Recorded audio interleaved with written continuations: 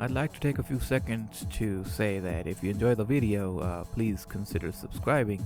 It'll take a second, but it'll make my day. Thank you. This morning, I thought to myself, what was Half-Life 2 Lost Coast about? It's a strange thought, I know, but it stuck with me for some reason. Valve released Half-Life 2 Lost Coast in October of 2005. I remember seeing it being mentioned on the internet, but I had no idea what it was. Having the attention span of a goldfish at the time, I couldn't bother to look into it, but it always stuck around in the back of my mind. Every now and then I'd think about it, but I never looked it up. All these years I just kind of ignored it for no good reason. That is until I noticed that it was sitting there in my Steam library, unplayed for years, collecting dust, and I never realized it.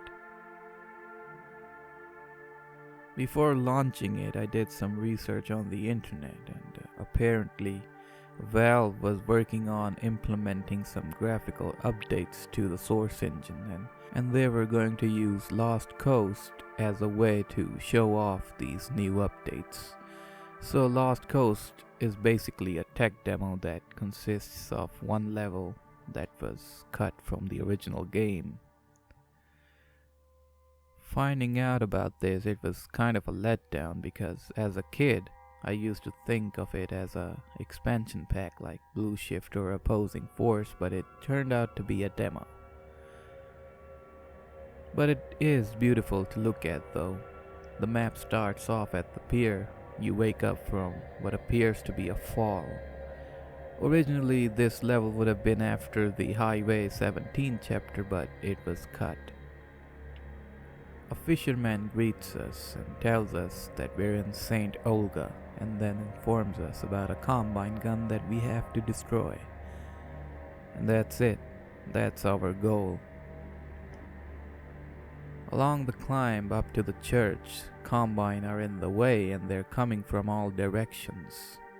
It's a neat little gameplay element that instead of looking out where you're going in front of you, you have to look up and down and both ways to fight off the enemy.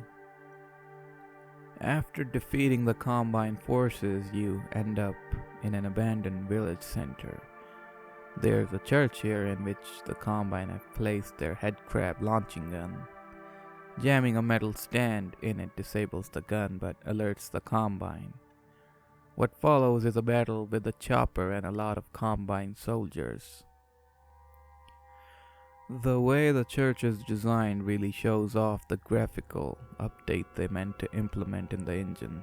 This update focused a lot on the lighting and the bloom and shading and whatnot. But it looks nice though. Once you get out of the church and out of this village, you head to the exit where you have to fight another chopper. With the help of the rocket launcher, you destroy the chopper and head down back to the fisherman where you are promptly teleported back to where you came from. And the screen faced black. That's pretty much it. It took me 15 minutes to complete this game, or rather map. Even 15 years later, it still looks amazing. A neat little fact about this demo is that it still uses that 2005 version of the source engine. This means that while all the source engine games on the market got updated time after time, this one did not. So that was basically a really old version of source that we were playing with. It was a remnant of a time that has long passed us by.